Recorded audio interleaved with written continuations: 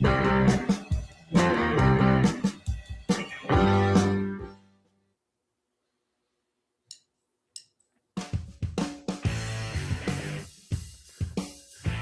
pleasant. Good morning, everybody. Welcome to this Tuesday edition after a big 3-day weekend. Appeal yourself off the mat Tuesday edition of the Defo Show. Jeff DeForest, we got Mike Lubitz. An awful lot to consider here in a short period of time, so we'll get right to it. Although I did spend a good portion of my morning, Lubie, my early morning preparations for the show here, trying to figure out the subtle nuances and idiosyncrasies of the NFL salary cap. For a variety of reasons, and not the least of which was latest developments. Miami Dolphins didn't really mean to start the show talking about football, but just curious because we see this in all sports, and you hear terms, and I've said this many, many times. If you're going to have a position like this, sports talk host, I don't care what the medium is, whether you're on sports talk radio. It was especially significant to me in sports talk radio because in TV you could get by without knowing every single detail and every single nuance of all of the different rules and who's in the Big Ten and all of the considerations, who qualifies for tournaments, Hall of Fame criteria, injuries. You had to know a little bit of everything. Would you agree, Lubie, as a radio host? I don't know if it was so popular and so prevalent of a consideration when we were doing this stuff. But prior to that, people would call in, and when calls were the gist of a show, people would challenge you with all kinds of stuff. And I felt compelled to try and have some idea what the hell I was talking about. So I'm looking at these Dolphin transactions. Tyreek Hill and Bradley Chubb's supposed to get cut. I don't know if that was official yet, but that's happening. A couple of other guys that I wasn't familiar with also got cut. Much like I was not familiar. I didn't even know this guy that won the slam dunk was on the Heat. Did you? Yeah, because John Johnson was one of those. Remember that summer league team that I was like, oh, you liked him. Okay. That summer league team. Remember that summer league team, the greatest summer league team ever. He was a part of that summer league team. He's an kid. He just hasn't been able to like put it all together in live action NBA. It is amazing. I mean, we'll get into this too because the NBA All-Star Game was another one of those things that might come under the same heading, Lubie, that I'm getting into with the salary cap stuff, because you should know the terminology. This is our business. We're supposed to know what the hell we're talking about here. And I still don't understand, even after reading about it, Lubie, exactly what dead cap money represents in the National Football League. Dead cap money. And if you can explain it to me, Lucy, in clear and concise terms. Now, my basic understanding would be this, that you don't have this money to spend against your salary cap. So it's costing you against the cap, regardless of the fact that the player has been cut and he's going to be probably playing for the Buffalo Bills, replacing Stephon Diggs, who's up on charges, and will no doubt ruin the debut if they open up the schedule playing against Buffalo, which would they ever do that in Miami, Buffalo to open the season? Back in the day, that would have been really something. I feel like it's had, yeah. Nobody cares anymore, right? Because the Dolphins are 30-1 to win the division. 30-1. Jets 20-1. The odds have even gone more exorbitant against the idea that Miami is going to be any good this year. So what will that leave us thinking, too? I guess this is another consideration about Hafley, the new head coach. If the Dolphins have a season, I don't know that they could ever have anything quite like they did in Brian Flores' first season, where, I mean, you could almost, now that you know a little bit more, you've got a little coloring in on the story there. Didn't mean to use that as any kind of a pun because that's what it was about. But at the same time, you could sort of sense the animosity now that you've had that framed as, the owner's telling the coach, you better lose every game or it's over, man, because we want to. All right, so every league except baseball has a salary cap. Salary cap in baseball essentially consists of paying a lot of money if you exceed a certain level in a luxury tax, which teams clearly, like the LA Dodgers, don't have any regard for whatsoever because they're selling enough Fernando Valenzuela bobblehead dolls to keep them in money and flowing in cash and in the black for years and years to come. They're never going to lose any money, I don't think, that Dodger franchise. Everybody's wearing a Dodger cap in Los Angeles. You see far more Dodger caps than you see Laker jerseys. Oh, yeah. No, the Dodger cap's back. It's like the 80s. Dodger cap is huge. It's unreal. So they'll never lose money, but that's the one sports pro entity, sports pro league that that doesn't have a clear cut cap. Now, you rarely hear about salary cap considerations in the NHL. Do you, Libby? When do you hear a team complaining, well, you know what? We're so squeezed by the cap. They really need to do something about this. It's not fair. We should be able to keep our players. Teams love it. Look at the contracts that are there. Like, yes, some are insane, but most of them, it's the years. It'll be like 12 years, 60 million. It's like, okay, if you do the numbers, like NIL is more money than what they're getting in the NHL. It's just the years are ludicrous, but they did that thing that the NBA did years ago, and where the NBA just blew by it. The NHL's kept it pretty. Like, guys make 5 to 10 million a year. Like, guys aren't making insane salaries in the NHL, so they're very happy with the way the cap works there. Everywhere else, all they do is bitch and moan and lose their minds about it. Yeah, you never hear anybody saying, "Oh, well, we're not going to be very good this year because we have dead cap money to consider."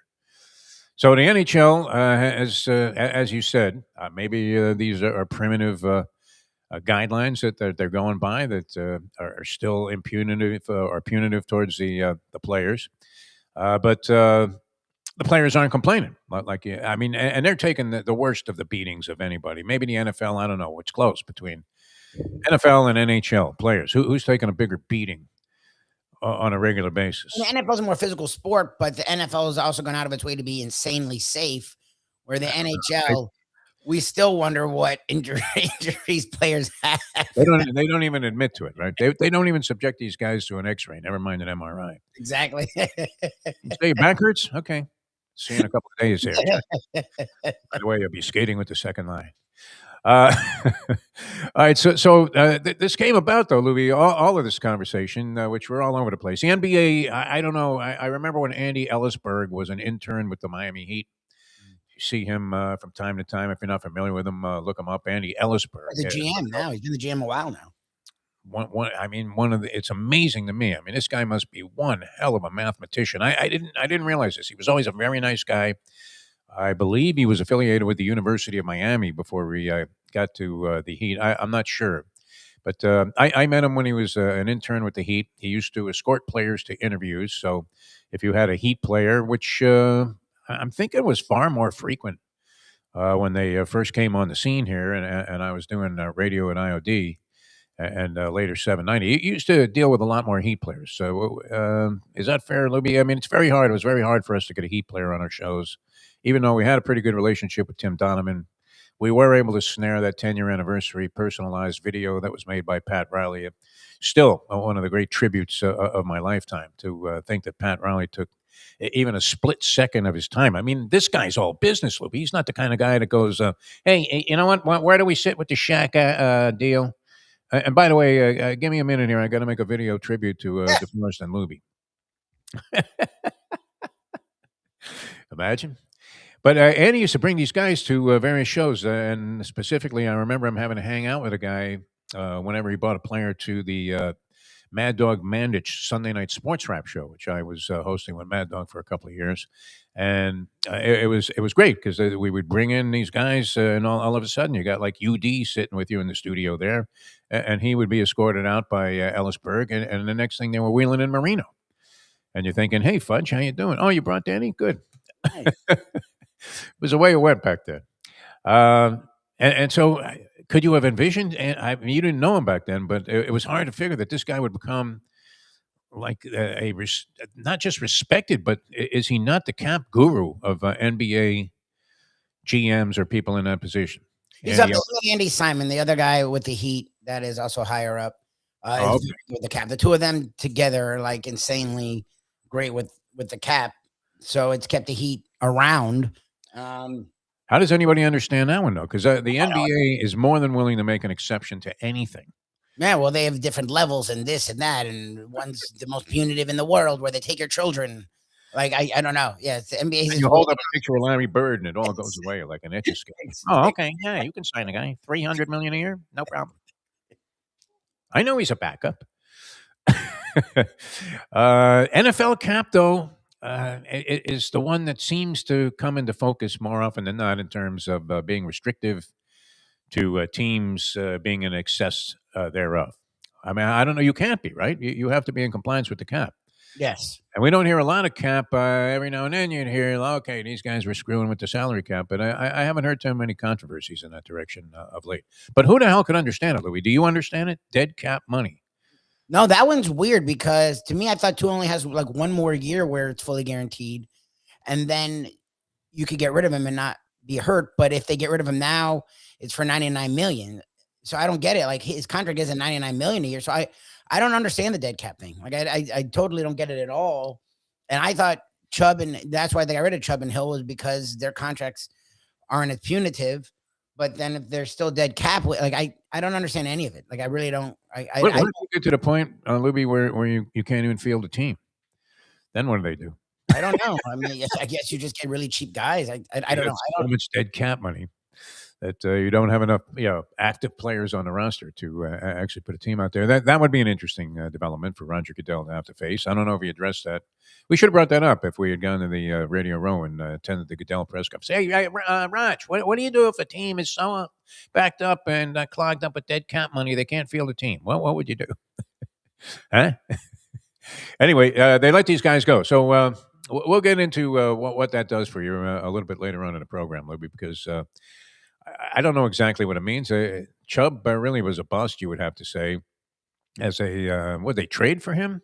Mm-hmm. Bradley Chubb, I believe they did. And gave up a ton, and then gave him a huge contract, and he did nothing. He was hurt the entire time, like he was at NC State, and like he was with the Broncos. I mean, holy Chris Greer, the post mistakes of this franchise will haunt them. Maybe let's hope it's not into perpetuity, Loopy. That's a consideration I don't often like to acknowledge that this is going to go on forever. Seems that way. I was just looking on the back page of the Post, and Steve Cohen has said, "I'm not going to name a captain for this team." Oh Jesus! It's all about the team. Oh, go away. Yeah. And then it's accompanied by a headline about how he's trying to avoid the Mets or end the Mets' 40-year drought of winning a championship. 40 years. Jesus. And this is getting into Cubs-like territory. At least they made it. They made the World Series. Like that's the problem for the Dolphins. Is like they haven't even made a Super Bowl in 40 plus years. Let's recap a few things that happened over the weekend. Well, we were on the subject of team sports here, NFL, and I don't know what's going to happen with the Miami Dolphins based on these changes. They were not unanticipated. Lubie's been screaming that Chubb is a waste of time ever since they signed him, that he's got nothing. Yeah.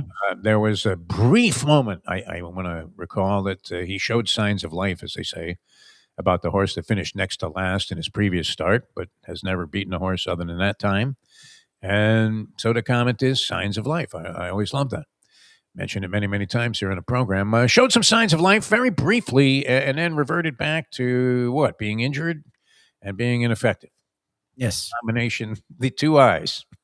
Injured and ineffective. And then Phillips had like a few game run where it's like, oh, wow, look at them. They're interesting. And then Phillips tore another ACL or Achilles. And then Chubb got hurt. And then that was at the end of the year. And then he missed all of the next year. Yeah. All of the next year. And then some of this year. It was like, what? Like, what injury did he have? Like, that's been his thing, is that not only misses games, he misses tons of games. And a lot of time you don't even know why. That was, I don't know if it's up there with Nolan Ryan for Jim Fregosi, Lou Brock for Ernie Broglio, but it's up there, right? One of the worst trades. That'll go unnoticed, though, in the annals of bad trade history, because it wasn't significant. And I couldn't tell you who any of the other players involved that left, but you're assuming that they're all probably perennial Pro Bowlers, judging by how the Greer regime, who was scouting for this team, man? I mean, what, do they have Custer out there? I don't think there are any of those Redskins out there. I don't mean to use a ethnic slur there, but that's the way it would have gone in the movies. Speaking of movies, too, we do want to pay tribute to the great Robert Duvall. I love the smell of napalm in the morning. Probably his greatest line ever uttered in a movie. Was he really only in Apocalypse Now for 11 minutes, Lubie? Robert Duvall? I don't know. That's crazy. He did that thing with the guy with the cowboy hat, the crazy wacko general or captain, who's just ordering his troops into battle and showing off and really epitomizing the bizarreness. Do you think that was an exaggeration of what was really going on? Clearly, I mean, there was some artistic license there, but nonetheless, great movie. Apocalypse Now, one of my favorites of all time. Martin Sheen, man, unbelievable. I love Duvall. Love Duvall Yeah. a lot. Duvall, though I think he was only on the screen for 11 minutes and was nominated for an Oscar for that role. He just depicted the raging maniac general there, one that was involved in a very bizarre military situation. He did that as well as you could possibly do it, right? And of course, The Godfather, fantastic, and many other roles which he was great in. 95, Libby, that's a pretty good number, and it's always a reminder now when these people are checking out. Jesse Jackson just checked out, also, the Reverend Jesse Jackson. Oh, I didn't know that. Oh, geez. Yeah. I mean, they're dropping like flies, Libby. It's hard to keep up, but we could literally do an entire show as just an obituary column, and actually, maybe we should do that. Back with the Dead. Oh, Jesus. We're missing something here, man. I'm telling you, this show could gain a lot of traction if all we did was We just do the obits. talk about it. Hey, man. It's tough peeling yourself off the mat after that. That extra day in a weekend, I'm all in favor of it. You know my philosophy on this. The 4-day work week, I think, is really long past being overdue. Where maybe people are doing that now. I don't know, because people, more and more people are working for themselves, and of course, I don't mean to, dishonor in any way or disrespect President's Day yesterday, but there are less jobs out there. I think that seems to be a fact. Libby, is that not something that's been surfacing in terms of numerology regarding, like, hey, we ain't hiring right now. Why don't you come back in a couple of weeks? That'll be that. All right, so Olympics. NBA All-Star Game. I wanted to get your opinion on that, because that was another one of those things came under the heading of when I started watching it, and you do pride yourself on being able to. Normally, I could watch a sport and figure it out fairly quickly. I may not know every subtlety about the style of play being this or that or the other thing if I'm watching cricket, but I eventually can figure out what the hell's going on out there. Would you find that to be true of most sports fans, Libby? That when you're watching something, and even though they've unveiled a new format, it doesn't take you long to catch on. That is not true of these All-Star games, though. I was gonna say I didn't watch any of it. I don't feel like I missed any of it. Oh, you know what? It was actually exciting. I really enjoyed the game or whatever, because they changed this. I don't know. It was just the way they were playing, and it was more than token defense, and it was with a level of at least apparent determination that has really exceeded any of the All-Star games that we were traditionally watching, where they just didn't give a flying one, right? And each team had 180 points.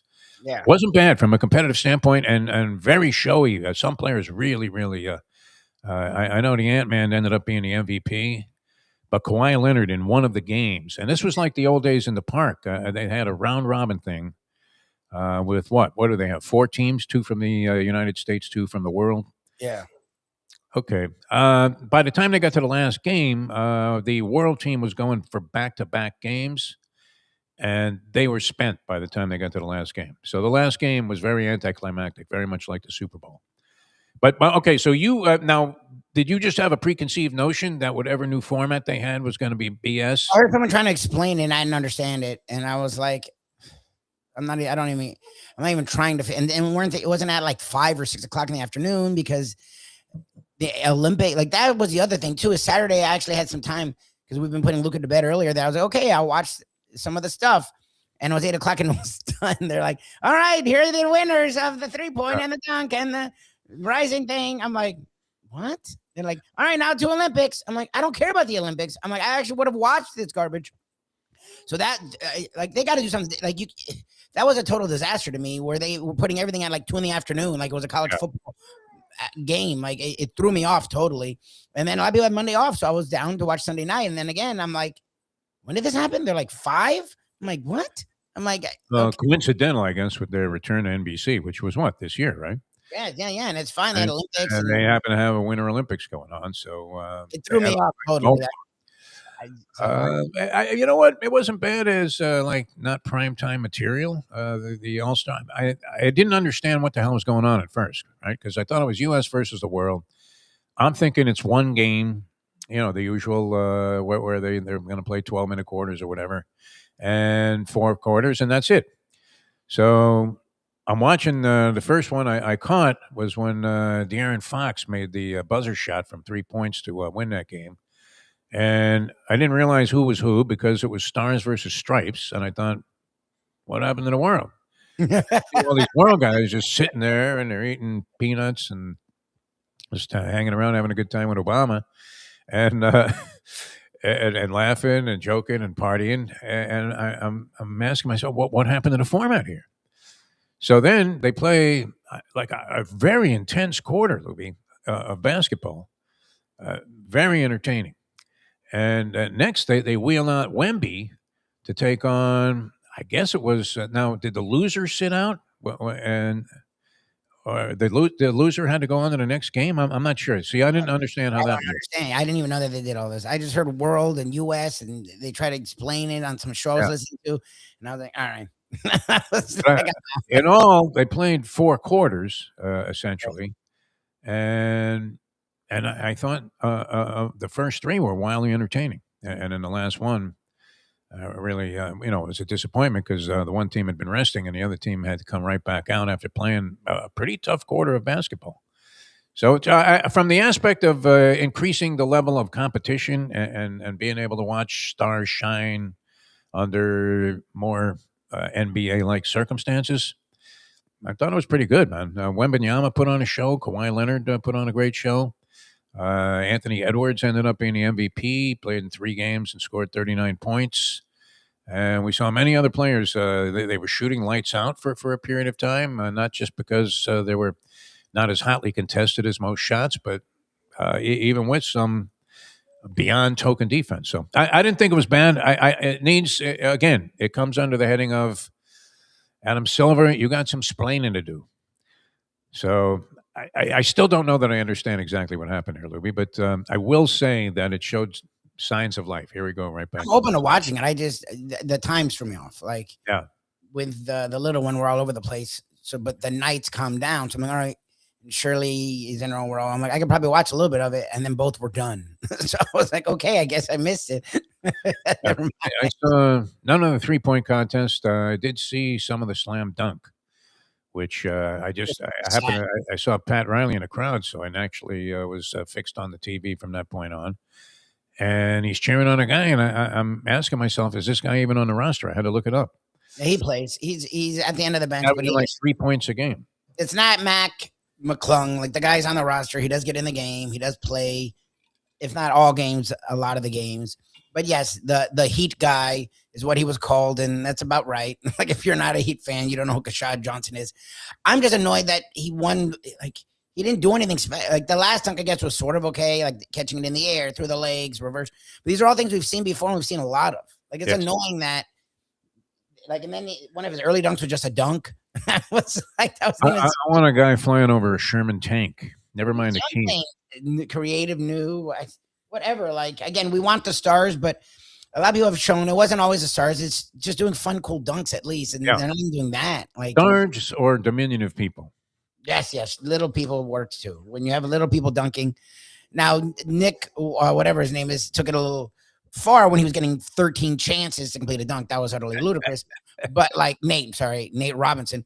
But like the little guys, if they actually nail the dunks, it's fun. Webb, I mean, he was great in the slam. He wasn't afforded, like, again, Nate Robinson, that one got like 12 chances, and it was like, what are you doing here? So I don't know. I people all weekend were trying to talk about fixes. That's not. I don't know what the hell you do to fix it. I mean, it is what it is. The second guy in the final missed. He didn't complete a dunk in the second round. So he was finished. He had to just. I don't even know if he even took a token dunk at the end because he was trying to land this thing where he threw the ball in the air, which we've seen all of that, right? Yes. It's nothing new there. I mean, there are only so many things you could do, Lubie. Let's face it. So. Yeah, but they've always been pretty good at finding new things, like doing different things. I don't know. Jumping over people. That's where you're straddling a guy who's on the shoulders of Steph Curry or something. Yeah. It's kind of wild, but anyway. So I thought it was interesting. Has possibilities. May need some explanation and some kind of campaign to create more public awareness about how this thing is being contested. And then when a team has to go and play, I don't know what you do about that. Where you have a team that plays in the next to last game, and then they have to come right back and play in the final.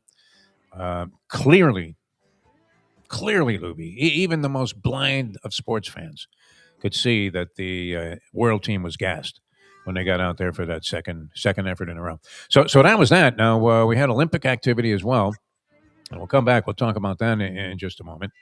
You did have. I was trying to figure out 5 things a Jewish kid from Brooklyn would never do in the Winter Olympic Games. Only 5?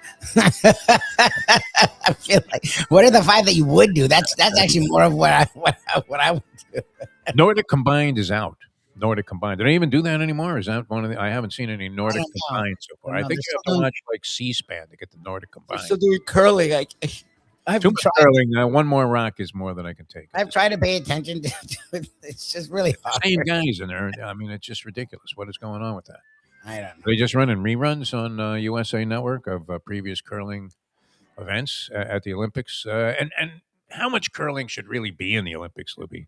I mean, you want to say, hey, here's a winter sport that people play, and it's questionable whether it's a sport or not. I mean, the sweeping takes some athleticism. No, Lubie?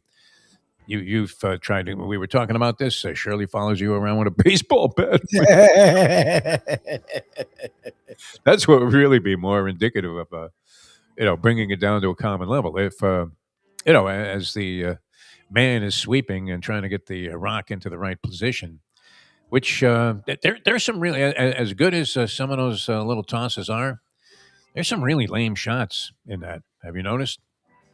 I mean, it's is reminiscent of any chucker that you've ever seen. There's just some wild shots that take place, and then there's always controversy, right? This double touch thing. Have you gotten into that? No. I'm too deeply immersed in Winter Olympics. If you're aware of the controversy in curling, you are. Good for you. Yeah, that's a bad sign. It really is. Nordic combined would be one. That's cross country skiing and ski jumping, Lubie. Have you seen that yet at this year's Winter Olympics? This year, no. In life, yes. I've seen all these things. This year, I have really been absent when it comes to the Olympics. I'm struggling to get into it. I'll tell you what kills my knees is just watching the mogul skiing. Yes, the moguls. I love the moguls. Oh, my God. Yep. Didn't that look like one of those old commercials for shock absorbers? You think you'll get this hunk of tin over to Baja? That wasn't for shock absorbers, but could have just as easily been. They could have piggybacked the shock absorbers right onto the ad for the car. That was not going to overheat crossing 800 miles of desert. All right, we're going to come back with more. We'll talk about whatever observations we can make about the Winter Olympic Games. And college hoops. There was some college hoops last night. A very embarrassing scoring report, Louie. Did you see this one? All right, so it's painful to read this. Duke 101, Cuse 64. Oh, they got killed like that. Oh, Jesus. Duke 101, Syracuse 64. The ugliest loss in the history of the series between these two fabled. Well, Cuse is no longer a fabled basketball school. No. You've been OOP out of the picture, dog racing terminology, that long. You're dead cap money, my friends. Louis, trying to explain it. If you can give a valid explanation of dead cap money anytime in the next half hour. I don't know. I'm trying to think of who we can get on that could. Tesla, maybe? I don't know. He's tried in the past to us, and it still didn't help me at all. I'm trying to think of someone that can explain where I'll understand. Greg Cosell, man. Why don't you get like Greg? I was going to say like Cosell or something. But Al Antonio. He must know a lot about dead cap money. No, I really don't know. It's very confusing. Hannah Storm. Can you get Hannah Storm on about Laura Rutledge? Hey, Laura, can you explain dead cap? Not that she couldn't, but nobody can. Right? Who the hell? I mean, the GMs have no idea what they're talking about. Yeah, we got some dead cap money around here. I tell you what, we're going to have to clean that up. I didn't get it. But anyway, so we have dead cap money with Tyreek Hill. That was the bottom line of all of that conversation. And I don't know. Are you sensing some kind of waft of optimism? May not be really something that's spiraled yet, coming from the Miami Dolphins front office? Oh, no, it's the opposite. I mean, everyone is assuming it's a rebuild, and 2026 will be a disaster. All right. I guess the hope is that for once they'll fix it after that. I don't know why I'm sensing, by the stuff, the tone of the stuff they're putting out. You know how you can tell the tone of a text? Like you get a text from somebody that's not happy with you, and you can tell how nastily it was being uttered. Yeah. Does seem like there's a tone of like, it's all going to be okay. No? A real hippy-dippy philosophy up front now when we're coming out of Green Bay. Did they smoke a lot of weed in Green Bay? Is that why they call it green? I maybe I no, I don't know. I'm sure they're doing it. I mean, the fans are like, yeah, this is another rebuild. Like we've seen like 20. How long have we been rebuilding, man? There are condos on A1A that haven't had like workers, there, and I mean, some of them have been under construction for 5 years since the Surfside thing. Is that all you had to do to comply with like state law and inspectors or whatever? Is just put some scaffolding outside your building? Oh, probably. Even though no work is going on?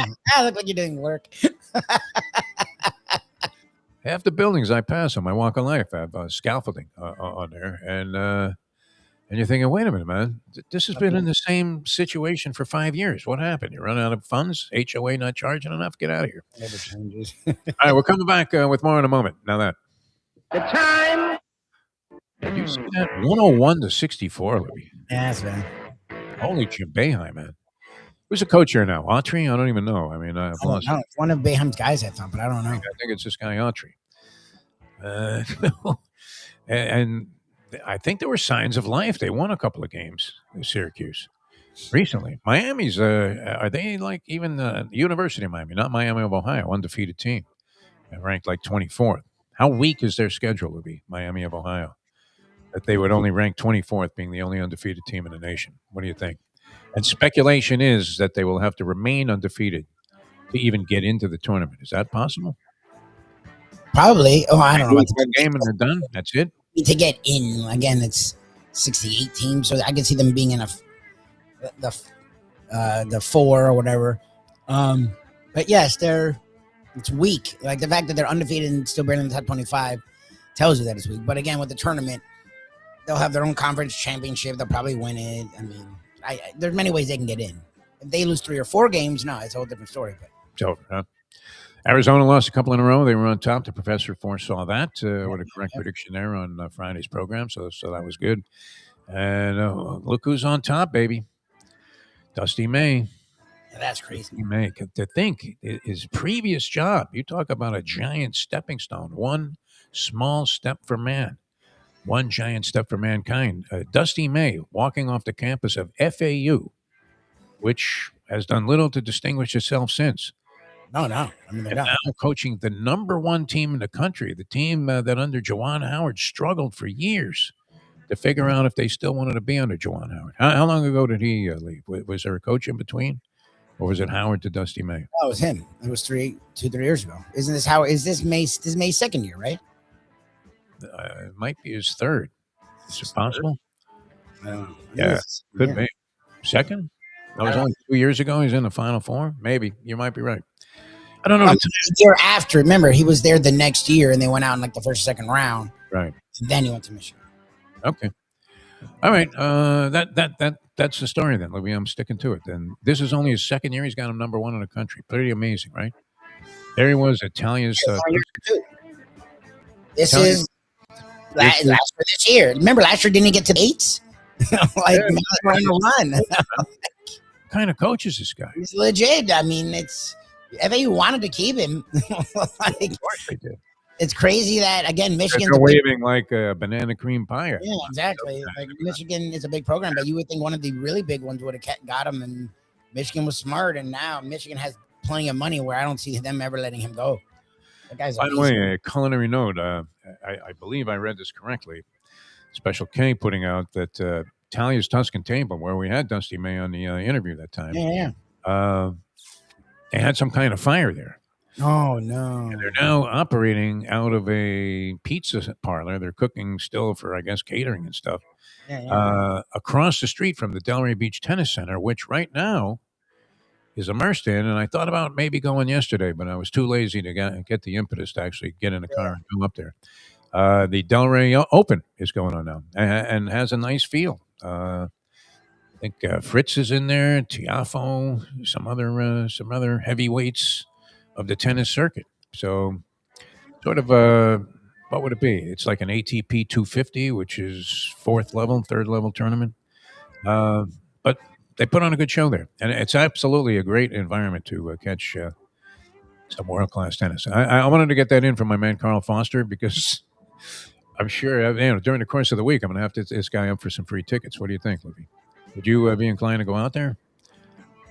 No, In another life, yeah. I mean, you'd have to bring Luca, and we need days it's hard, but back in the day, yeah. I mean, they were fun. Going to tennis tournaments are really cool, especially the ones down here get interesting players. Like I know this is no slouch tournament for one in Miami. I think gets everyone, but even Delray, you would think is some schminky one because it's South Florida. A lot of these guys live here, train here. Like you get and gals, you get a good turnout. So yeah, I would definitely. I mean, especially if you get them free, they're fun. Yeah, like, it's not something with some has-beens where like Gugu Curtin comes back. No. After a 20-year absence from the game. These are guys that are at the top of their game. All right, so that's going on. And right across the street, I don't know if you can actually patronize what was Talia's Tuscan Table because they had some darn good food. That sucks. No, they do a really good job. We really enjoyed our team there. But there was Dusty May, and he's having a pizza. And 2 years later, bingo, he's got Michigan as the number one program in the country. Yeah, we had him there for an hour. It was great. Exponential elevation of career stature. Although, what's the better distinction? Having Michigan at number one 2 years into your tenure, or taking FAU to a Final Four? That's almost impossible to eclipse, is it not? I mean, that's right up there with Renega. FAU may not make the tournament again. Like FAU just making the tournament was a big deal. Yeah. Like they got to the Final Four, and they should have won the title. Like they were up in that game, and they were the best team at that point. Like they should have won a title. FAU.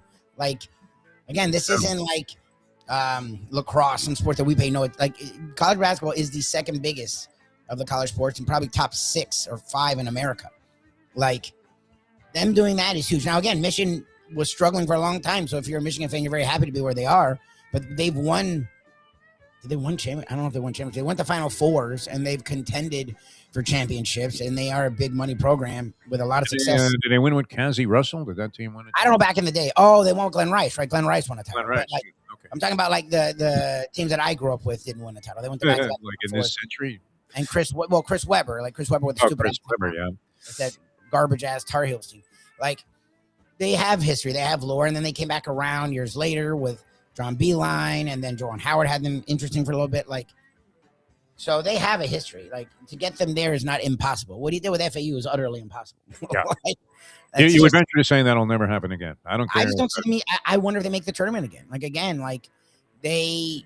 You could always win like one of these weenie conferences. You can. Yeah. But again, it wasn't happening before him. They made like one tournament and never won a game.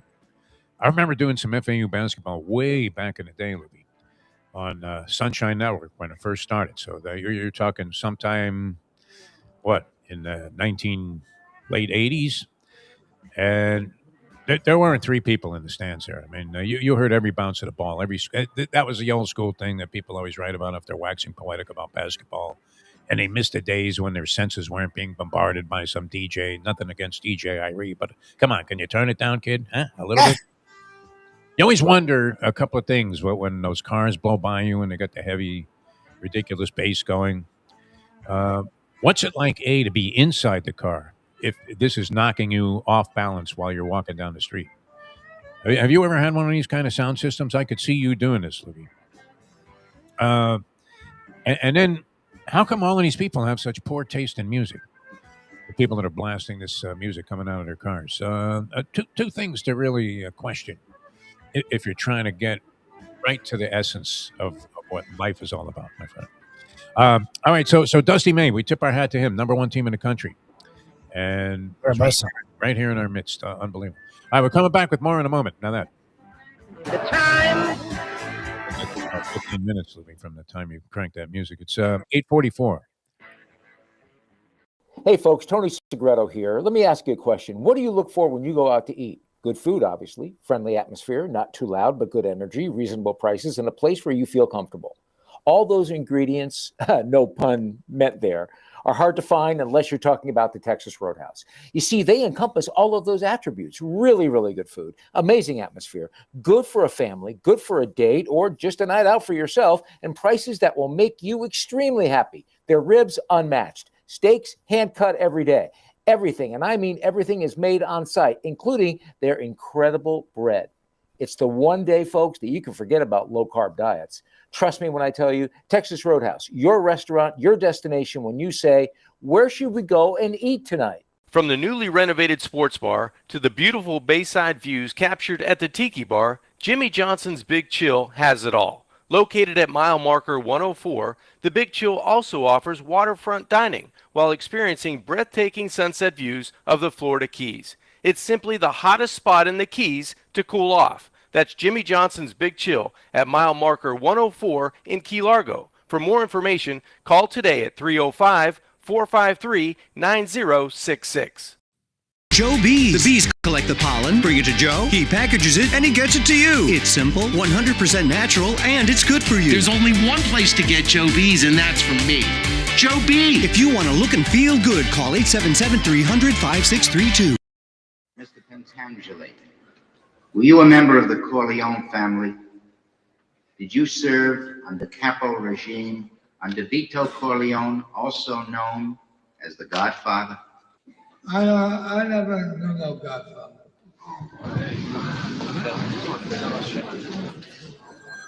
Mr. Pentangeli, you are contradicting a sworn statement you previously made to me and signed.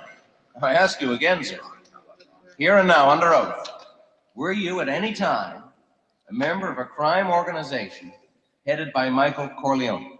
I don't know nothing about that. Oh, I was in the olive oil business with his father, but that was a long time ago, that's all. We have a sworn affidavit. We have it. Your sworn affidavit that you murdered on the orders of Michael Corleone. Do you deny this confession? Look, the FBI guys, they promised me a deal. So I made up a lot of stuff about Michael Corleone, because that's what they wanted. But it was all lies. Everything. And I kept saying, Michael Corleone did this, and Michael Corleone did that.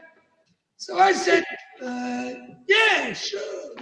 It's now time for the Defo Show. For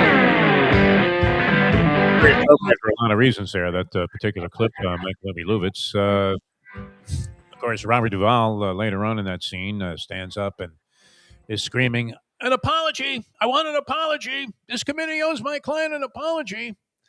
You're like, okay, that may be a little bit of a stretch. My explanation would have been to just walk out of there quietly, having gotten away literally with murder, Exactly.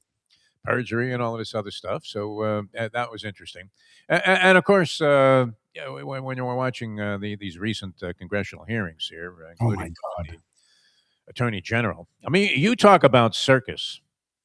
That is unbelievable what this has turned into. And you're thinking, yeah, that's the number one person in the Justice Department of the United States of America. Of course, this behavior would be typical of that position, right? Indicative of all of the class that this kind of spot in government administration should represent. But not much there. All right. Many things, as I said, I don't know. What are the things that you can never see yourself? And it sounds like this mic's getting funky again for some reason. It is. Yes, it's diminishing in volume as we speak. All right, carry this for a sec. I'll shut this. Yeah. I mean, that's the thing is, when Olympics wise, curling would be one of the only ones I could probably do. Again, the skiing stuff, I like skiing, but I can't do any of that crazy stuff. And then all the ski board, like the board stuff. Snowboarding, yeah. Still sounds rough. Yes, now it sounds like you're far away. All right, let me work on some things here. I'll keep taking. Yeah, just do it. So, anyways, yeah. So I don't know. I haven't watched a lot of the Olympics, and a lot of it just. And then when they introduce guns into stuff and all that stuff, I don't know. It's a lot, and I have no interest in doing any of it. I can see my wife doing some of it. I don't know. It feels like it's all about what's more death defying, and even the speed skating stuff, because like I'm comfortable skating, but what they do, that's freaks me out. How fast it's pretty amazing. Wow, it sounds a lot better there, huh? Must be a frog and it's one line. Oh, hey, you got me now, Libby? I hear you. You're just far away. I don't know if we're picking you up or you're from the computer. To be brutally honest, I don't think it's reading the board. Hello. How about there? You're there. You're here. I hear you. You're just far away. All right. It sounds okay to me now at this point. But hopefully you guys are not getting the usual distortion that had been sort of popping up during the course of the show. I don't know. Is it time to invest in some new equipment or just take a sledgehammer to this? I think we need just a cable. I think the cable's dead. You've been using the same cable for a long time. I think we just need to Yeah, get some US. I mean, didn't it come with a lifetime warranty? No. I have cable. So we'll Oh, stop you by do? your Okay, house. all right, we'll swap one out. We'll All right. switch it out. Yes. Very, very good. Yeah, Nordic combined. I'm just thinking about stuff. Well, I couldn't do any of it. I'm terrible at all balanced sports. I crashed coming out of the chairlift when I was in Aspen. Literally, I fell down just coming out of the chairlift. Struggled to get up because it's not the easiest thing to do. I mean, especially if you're unaccustomed to these kind of moves in the snow.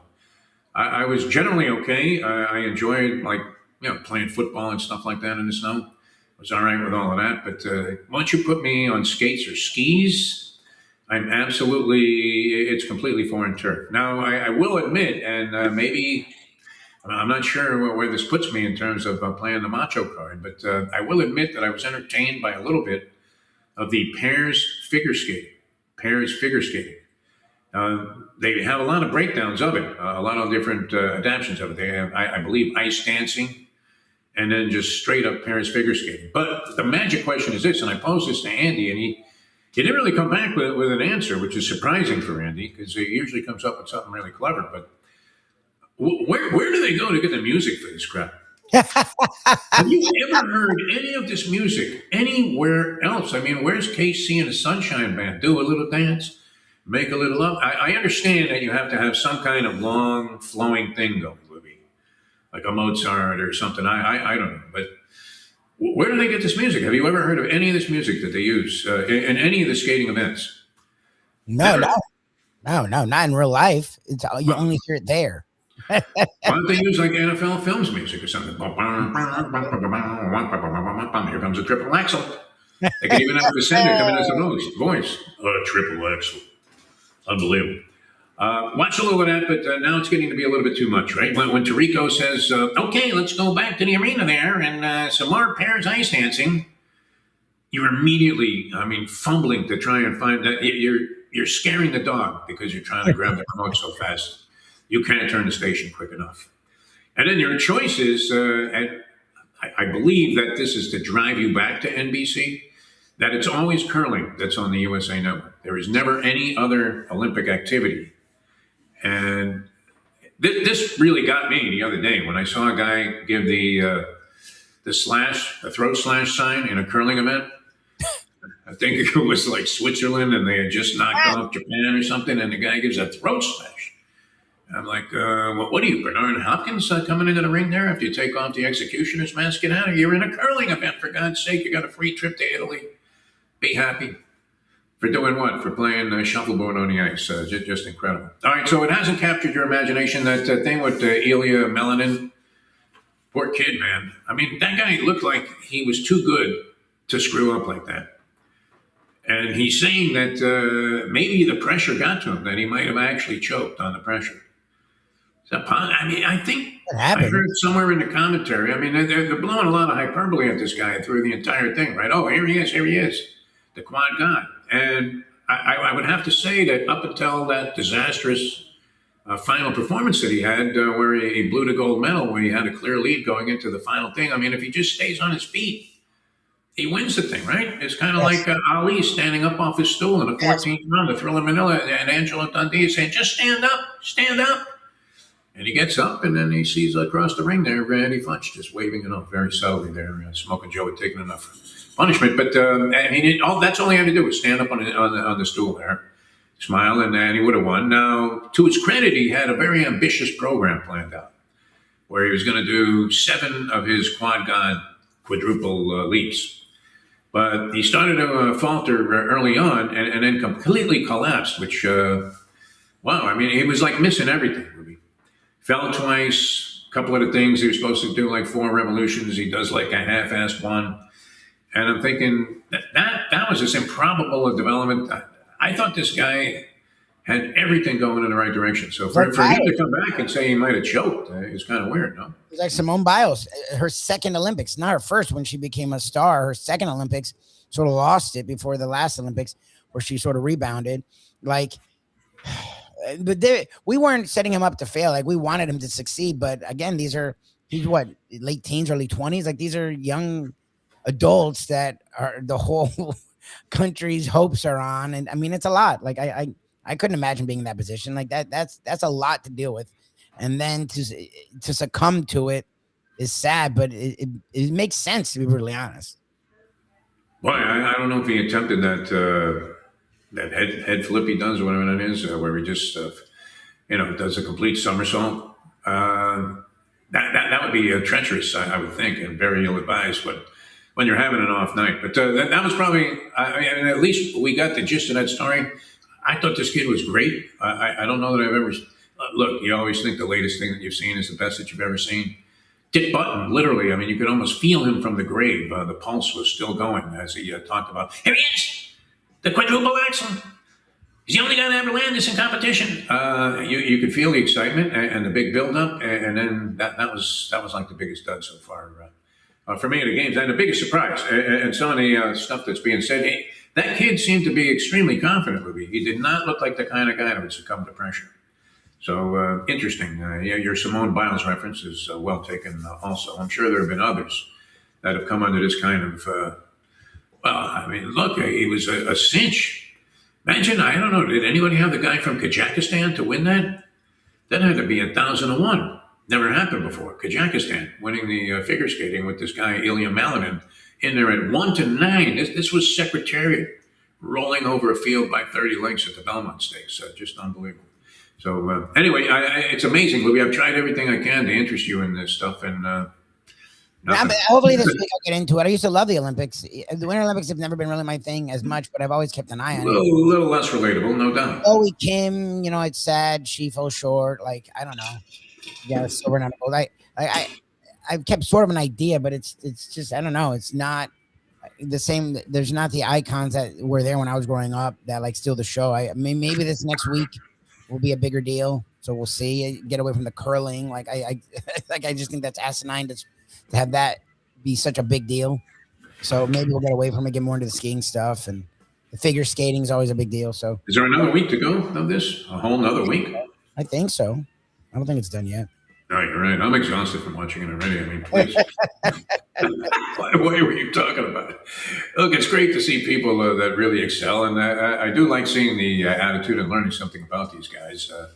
We don't get a lot of familiarity. When Wide World of Sports went out of business, I think that really damaged the chances of people understanding anything about the Winter Olympics and what's actually going on out there, much like we can't understand what's happening with dead cat money in the National Football League. But that'll be the talk of the offseason. What do they do, Lubie? We never really got into that. As you're rebuilding another, I mean, is this a complete strip-down rebuild? Close. I'd like He's gone. He's gone, right? I'd like it to be. Will it be? I don't know.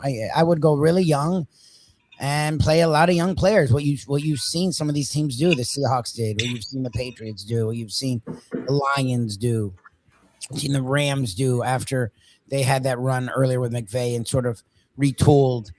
Donald retired and then they retooled a little bit. Like, I'd like to see them go real young, play young guys, don't make any stupid ass trades, don't overspend on free agents, and get a bunch of picks and draft players that actually have a chance to play in the NFL at a high level. Like, that's what I'd like to see. Will it happen? Who the hell knows?